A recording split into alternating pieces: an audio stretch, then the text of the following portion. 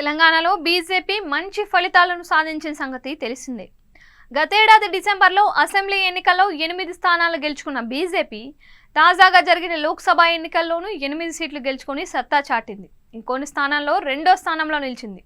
ప్రస్తుతం బీజేపీ తెలంగాణ అధ్యక్షుడిగా ఉన్న కిషన్ రెడ్డిని కేంద్రంలో మంత్రివర్గంలోకి తీసుకోవడంతో పార్టీకి కొత్త అధ్యక్షుడిని నియమించాల్సిన పని పడింది. ఈ నేపథ్యంలో పలువురు ఆశావాహులు ఈ పదవిని ఆశిస్తున్నారు. వీరిలో ప్రధానంగా Malkajgiri MP Etela Rajender, Nizamabad MP Dharmapuri Arvind, Mahabubnagar MP DK Aruna, assembly ఎన్నికల్లో కేసీఆర్, రేవంత్ రెడ్డిలను ఓడించిన వెంకటరమణారెడ్డి, బీజేపీ శాసనసభ పక్ష నేత మహేశ్వర్ రెడ్డి తదితరులు వీరిలో ఉన్నారు.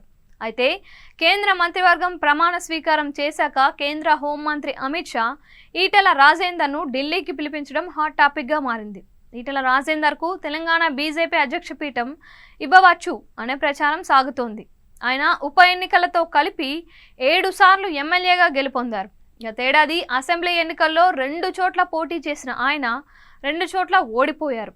తాజా ఎన్నికల్లో ఎంపీగా విజయం సాధించారు. ఈ నేపథ్యంలో గోషామహల్ బీజేపీ ఎమ్మెల్యే రాజా సింగ్ కలకలం రేపారు. ఈ మేరకు ఆయన ఒక వీడియోను విడుదల చేశారు. దేశం ధర్మం పట్ల అవగాహన ఉన్న వ్యక్తిని బీజేపీ అధ్యక్షుడిగా నియమించాలని ఆయన కోరారు. దీన్ని బట్టి ఈటెల రాజేందర్ అభ్యర్థిత్వానికి రాజా సింగ్ సానుకూలంగా లేరని అంటున్నారు. ఈటెల 2001 నుంచి టీఆర్ఎస్లో కొనసాగారు. ఉమ్మడి కరీంనగర్ జిల్లా హుజూరాబాద్ నుంచి పలుమార్లు ఈటెల రాజేందర్ ఎమ్మెల్యేగా విజయం సాధించారు. కేసీఆర్ 2 మంత్రివర్గాల్లో కీలక శాఖలకు మంత్రిగా వ్యవహరించారు. కేసీఆర్తో తలెత్తిన విభేదాలతో టీఆర్ఎస్కు 2021లో రాజీనామా చేశారు. ఎమ్మెల్యే పదవికి కూడా రాజీనామా చేసి బీజేపీలో చేరారు. ఉప ఎన్నికల్లో మరోసారి ఘన విజయం సాధించారు. ఈటెల బీజేపీ ప్రధాన మూల సిద్ధాంతమైన హిందుత్వంకు సరిపోరు అనేది రాజా సింగ్ ఆంతర్యమని అంటున్నారు. ఎంపీగా గెలుపొందిన వారికే బీజేపీ రాష్ట్ర అధ్యక్ష పదవి ఇవ్వదలుచుకుంటే దేశం ధర్మం పట్ల అవగాహన ఉన్న వ్యక్తికి బీజేపీ అధ్యక్ష పదవి ఇవ్వాలని రాజా సింగ్ కోరుతున్నారు.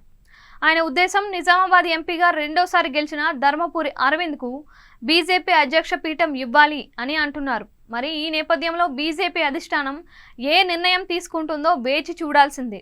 అధ్యక్ష పదవికి భారీగా ఆశావాహులు ఉన్న నేపథ్యంలో బీజేపీ అధిష్టానానికి ఈ వ్యవహారం కత్తి మీద సామే కానుంది అని తెలుస్తోంది.